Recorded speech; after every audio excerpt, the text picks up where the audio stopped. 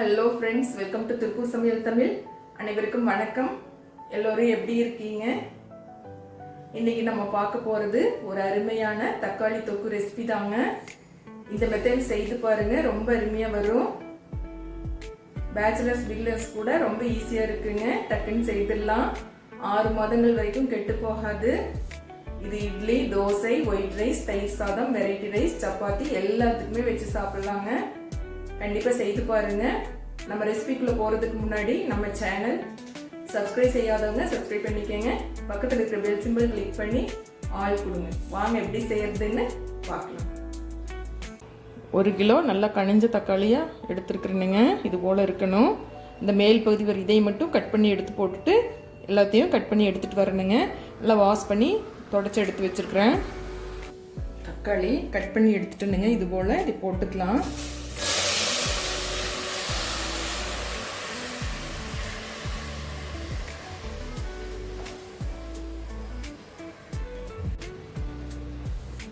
புளி ஒரு பெரிய எலுமிச்சம் சைஸ் அளவுக்கு இருக்குங்க. ஒரு பெரிய எலுமிச்சம்பழம் அளவுக்கு இருக்கும். இதுவும் போட்டுக்கலாம். நல்லா அந்த நாரெல்லாம் எடுத்துட்டு சுத்தம் பண்ணி எடுத்துக்கிறேங்க.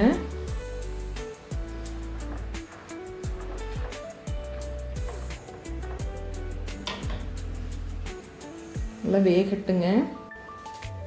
நேரம் மூடி வச்சிடலாங்க. வேகட்டும். நல்லா மசிஞ்சு வரணுங்க.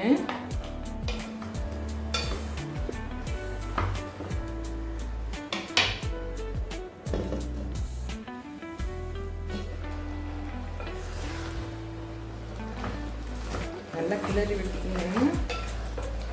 அடி பிடிக்குங்க தக்காளி. தண்ணியெல்லாம் ஊற்றிட வேண்டாம், அதுலேயே தண்ணி விட்டு வரும். பிகினர்ஸ் சொல்கிறேன்.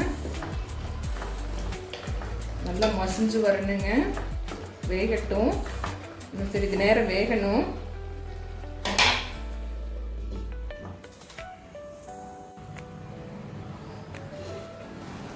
நல்லா தண்ணி நல்லா வெந்து மசிஞ்சு வந்துருச்சுங்க.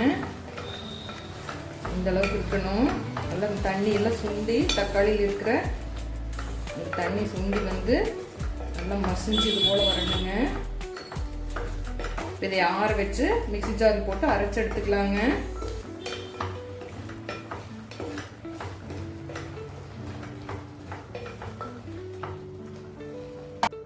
ஆற வச்சு எடுத்துட்டு வரணுங்க. அப்புறமா பார்க்கலாம். ஒரு பேன் வச்சுட்டுங்க. நம்ம கடுகு வெந்தயம் வறுத்துக்கலாம். கடுகு ஒரு 3/4 டேபிள் ஸ்பூன் போடுறேனுங்க.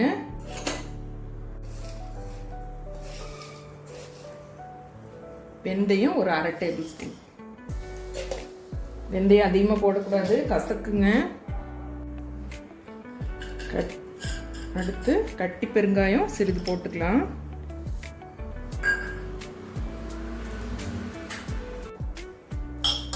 வறுபடணுங்க. நல்லா வெடிக்கணும்.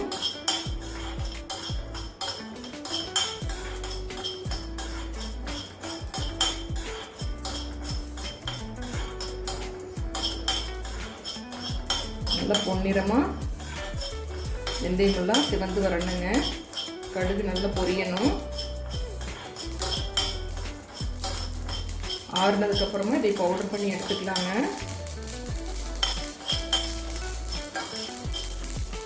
ஆற வச்சு மிக்ஸி ஜாரில் போட்டு பவுடர் பண்ணி எடுத்துக்கலாம். வறுபட்டுருச்சு.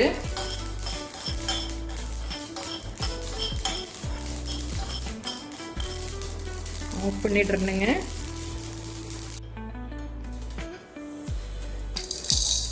மிக்ஸி ஜாரில் போட்டு நல்லா பவுடர் பண்ணி எடுத்துக்கலாங்க. ஆறட்டும்.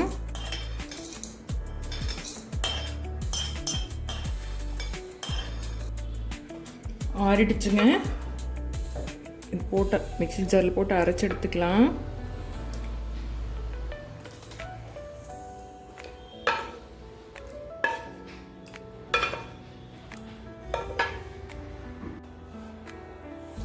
அரைச்சி எடுத்துகிட்டு வரணுங்க. இந்த கடுகு வெந்தயம் எல்லாம் பவுடர் பண்ணதையும் போட்டு அரைச்சிக்கலாங்க.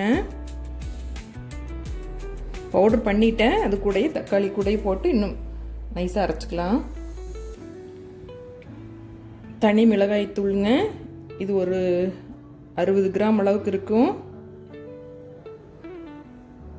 இதுவும் அது கூடவே போட்டு அரைச்சிக்கலாம். அரைச்சி எடுத்துகிட்டு வரணுங்க, அப்புறமா பார்க்கலாம். நல்லெண்ணெய் தான் விடுறணுங்க. தொக்குக்கெல்லாம் நல்லெண்ணெய் தான் ரொம்ப நல்லது. கெடாமையும் நீண்ட நாள் கெடாமையும் இருக்குங்க. ஒரு கிலோ தக்காளிக்கு ஒரு 200 மில்லி விடுறணுங்க. நிறைய எண்ணெய் அதிக அளவு விட்டோம்னா தான் கெடாமல் இருக்குங்க. உங்களுக்கு கம்மியாக போதும்னா நீங்கள் கம்மியாக போட்டுக்கலாம். ஒரு 6 மாதம் வரைக்கும் கெடாமல் இருக்கணும்னா இதுபோல் கொஞ்சம் நல்லெண்ணெய் அதிகமாக விட்டுக்குங்க. நான் 200 மில்லி விட்டுருக்குறேன். ஆயில் சூடாயிடுச்சுங்க. ஆயில் சூடாயிடுச்சு. கடுகு போட்டுக்கலாம். ஒரு 1/2 டேபிள் ஸ்பூன் அளவுக்கு போடுறேன். பொரியட்டும். ஜீரகம் ஒரு கால் டேபிள் ஸ்பூன்.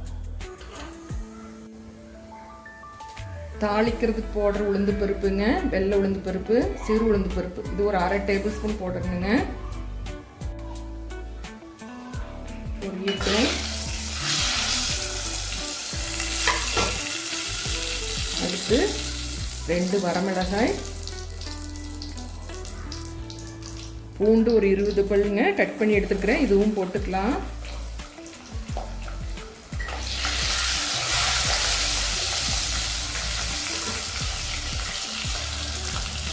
கருவேப்பிலை ஒரு கைப்பிடி அளவுக்கு நல்லா வாஷ் பண்ணிட்டு தண்ணி ஒதுக்கி எடுத்துக்கிறேங்க.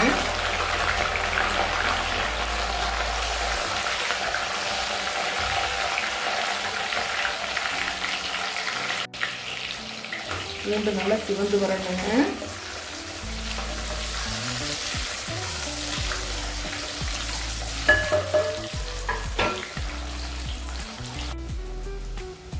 பூண்டு சிவந்துடுச்சுங்க.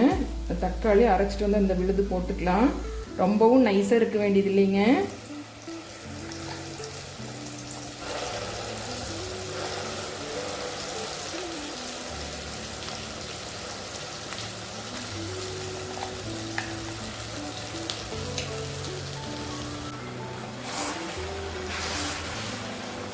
நல்லா மிக்ஸ் பண்ணி விட்டுக்கலாங்க. ஸ்டவ் மீடியமில் தான் இருக்கு.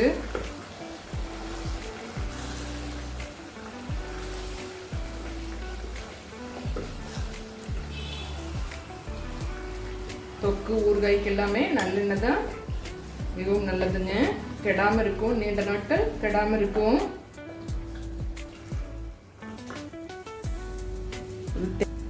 தேவையான அளவுக்கு உப்பு போட்டுக்கலாங்க. கொஞ்சம் காரம் உப்பு எல்லாமே கொஞ்சம் தூக்கலாக இருக்கணுங்க. அப்போ தான் கெடாமையும் இருக்கும், டேஸ்ட்டும் நல்லா இருக்கும்.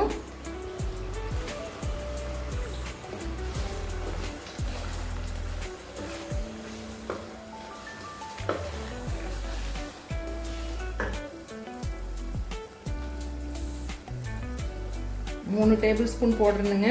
கடைசியில் கூட நீங்கள் டேஸ்ட் பண்ணி பார்த்துட்டு கூட பத்துலினா போட்டுக்கலாம்.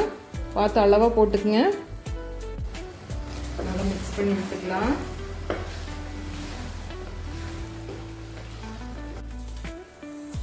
ஒரு டேபிள் ஸ்பூன் அளவுக்கு வெல்லம் போட்டுக்கலாங்க.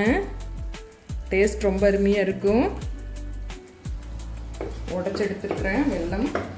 வெல்லம் இருந்தால் போடுங்க, இல்லைன்னா நாட்டு சர்க்கரை கூட நீங்கள் போட்டுக்கலாம். கொஞ்சமாக போட்டு பாருங்கள், டேஸ்ட் ரொம்ப அருமையாக இருக்கும். அந்த காரம் புளிப்போட இந்த இனிப்பு சுவையும் லைட்டாக சேரும்போது டேஸ்ட் ரொம்ப அருமையாக இருக்குங்க. கண்டிப்பாக போட்டு பாருங்க.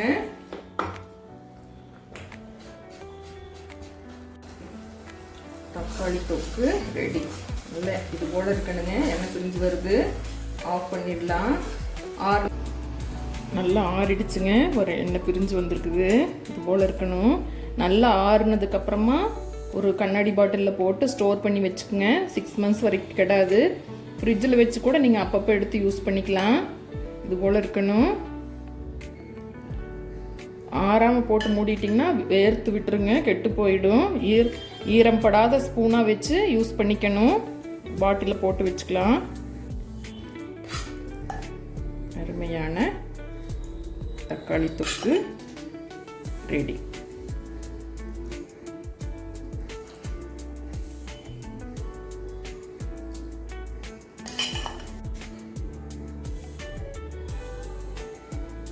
அருமையான தக்காளி தொக்கு ready.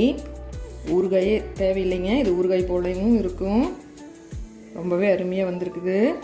Idli, dosa, chapati, white rice, தயிர் சாதம், வெரைட்டி ரைஸ் எல்லாத்துக்குமே வச்சு சாப்பிட்லாங்க. ரொம்ப அருமையாக இருக்கும். சட்னி அரைக்க வேண்டியதில்லை, டக்குன்னு இது வச்சு சாப்பிட்டு போயிடலாம். கண்டிப்பாக செய்து பாருங்கள். செய்து பார்த்துட்டு பிடிச்சிருந்தா உங்களோட ஃப்ரெண்ட்ஸுக்கும் ஷேர் பண்ணுங்கள், லைக் பண்ணுங்கள், கமெண்ட்டில் எப்படி இருக்குன்னு சொல்லுங்கள். என்றும் உங்கள் அன்பில் இருந்தா. Bye by.